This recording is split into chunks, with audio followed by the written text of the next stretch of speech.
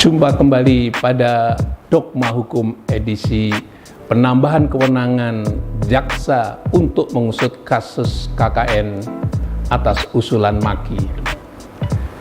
Ini yang mengusulkan ini lembaga anti riswah, anti tindak pidana korupsi. Ya. Saya kira ada apa di balik apa yang disebut sebagai usulan Maki ini.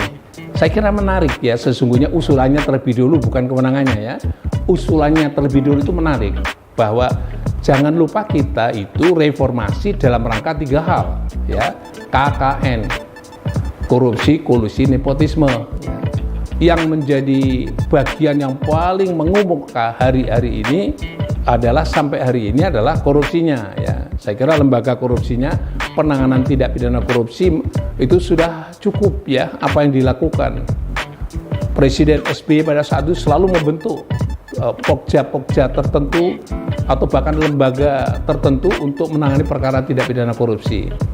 Dan kemudian sekarang sudah ada polisi menangani perkara tidak pidana korupsi, jaksa menangani tindak pidana korupsi, dan KPK juga menangani tindak pidana korupsi.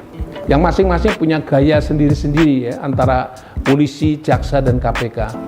Nah, tapi ini ternyata disadari oleh Maki ini tidak cukup.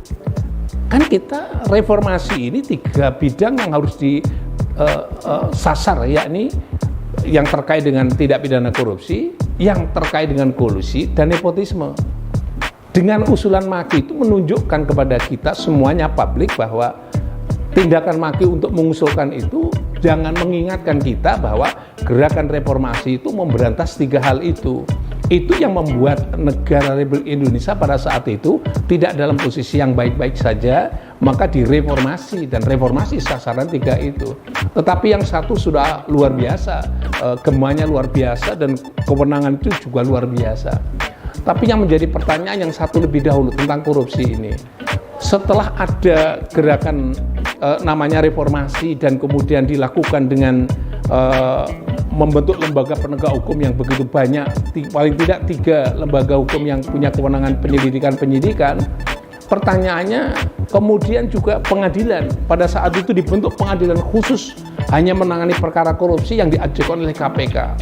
Kemudian itu diuji dan masuk ke sekarang adalah pengadilan tindak pidana korupsi yang ditempatkan di kota provinsi. Nanti yang dipertanyaan adalah, ini sekali lagi pertanyaan secara akademik adalah, apakah dengan adanya tindak pidana korupsi yang ditangani oleh penyidik polisi, penyidik jaksa, dan penyidik KPK, dan juga penuntut umum oleh pada kejaksaan dan penuntut umum pada KPK, ini sudah bisa menurunkan frekuensi atau jumlah atau volume tindak pidana korupsi atau tidak. Jadi masalah penanganan pelaksanaan dari KKN tadi untuk korupsi juga harus dievaluasi juga. Karena saya ulangi lagi, sampai detik ini ternyata tindak pidana korupsi bukan semakin terberantas dan sebut saja berkurang sampai pada di bawah standar toleransi, tapi justru faktanya malah justru meningkat baik sisi kuantitas maupun kualitas yang menimbulkan akibat kerugian negara. Ini evaluasi terhadap perkara tindak pidana korupsi, dan saya sudah menyampaikan pikiran saya bahwa memberantas korupsi mestinya tidak menggunakan sarana hukum pidana ya. Karena sarana hukum pidana itu adalah istilah bahasanya produk dari sebuah produk limbah yang limbahnya diproses pidana. Nah, kalau menangani perkara tidak pidana korupsi seperti hanya mengolah limbah, sumber limbahnya tidak ditangani, ya menurut saya kurang tepat ya. Harus mestinya dari sumber masalah yang menimbulkan perkara tidak pidana korupsi. Nah, logikanya kalau kita berpacu pada atau mendasarkan pada prinsip KKN ya, korupsi itu terjadi sesungguhnya karena K yang kedua dan N yang ketiga ya. Atau kita balik, korupsi itu terjadi sesungguhnya karena N yang pertama, K yang kedua ya. Karena adanya kolusi dan nepotisme.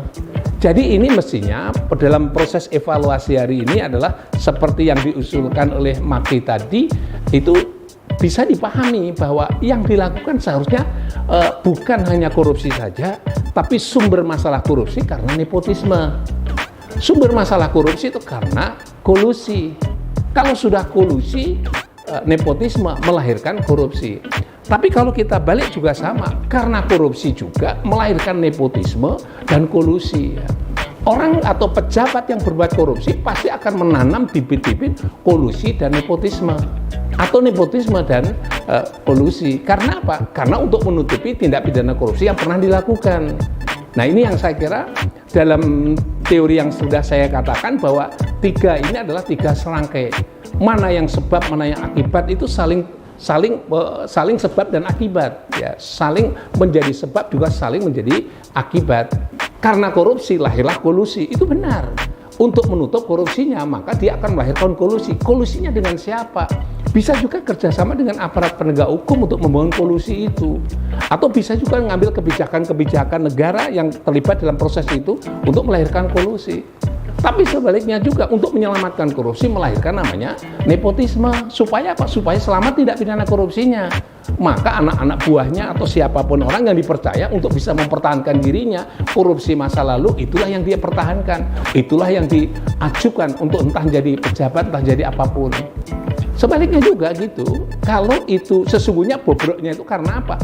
Kolusi dan nepotisme melahirkan korupsi. Nah, jadi ini menurut teorinya tidak bisa dilepaskan gitu. Kalau sudah kolusi pasti lahirkan berikutnya adalah nepotisme. Kalau sudah nepotisme itulah bagian pada kolusi, melahirkan korupsi. Jadi bolak-balik seperti itu. Nah, singkat kata saya ingin sampaikan kepada kita semuanya bahwa kita yang bersadar bernegara hukum Indonesia, usulan Maki saya kira itu penting. Cuma lembaga yang disasar itu menjadi tanda tanya. Kalau itu kolusi, kalau itu nepotisme, itu ruang bidangnya adalah hukum administrasi. Lebih pada hukum administrasi kalau toh ada sanksi dalam bidang hukum administrasi. Nah pertanyaannya, apakah ini akan diserahkan kepada jaksa? Menurut saya jaksa ini tidak punya kompetensi untuk menangani perkara itu, ya, perkara yang terkait dengan hukum administrasi. Memang jaksa itu sebagian di antara tugasnya adalah pengacara negara, tapi bukan menangani hukum administrasi yang terkait dengan pencegahan tindak pidana korupsi yang bersumber dari nepotisme dan kolusi. Nah, saya kira kita akan mereview kembali reformasi itu, yaitu adalah harus menjadi kebijakan bersama. Korupsi juga menjadi kebijakan bersama, kolusi juga menjadi kebijakan bersama, nepotisme menjadi kebijakan bersama, baik itu dalam pemerintahan maupun di luar pemerintahan, wabil khususnya itu adalah para partai politik, ya. Jangan sampai partai politik itu nepotisme semuanya. Jadi kalau partai politiknya sudah nepotisme, nanti akan melahirkan produk pejabat yang nepotisme juga. Semuanya akan melahirkan nepotisme itu. Ya sebaiknya nanti ditinjau lagi dalam hukum administrasinya bahwa bagaimana mencegah terjadinya kolusi dan nepotisme itu mestinya harus lahir peraturan hukum administrasi menjadi dasar untuk mengatur, meninjau kembali terhadap peraturan-peraturan hukum administrasi yang lain. Baik itu dalam penyelenggaraan pemerintahan maupun atau lembaga-lembaga lain yang mensupporting terhadap pemerintahan. Tadi saya contohkan adalah partai politik, ya. Partai politik ya sebaiknya dicegah itu kemungkinan nepotisme itu, ya, atau kolusi juga, gitu. Demikian juga para pejabat-pejabat sebagai pimpinan kepala daerah juga dicegah supaya dia tidak melakukan nepotisme dan kolusi. Karena kalau sudah ada nepotisme dan kolusi, disitulah bersamayamnya kebijakan yang korup, ya. Jadi itu menurut saya. Jadi sehingga dengan demikian saya usulan Maki yang memperluas kewenangan jaksa untuk masuk sebagai kolusi dan nepotisme menurut saya tidak tepat.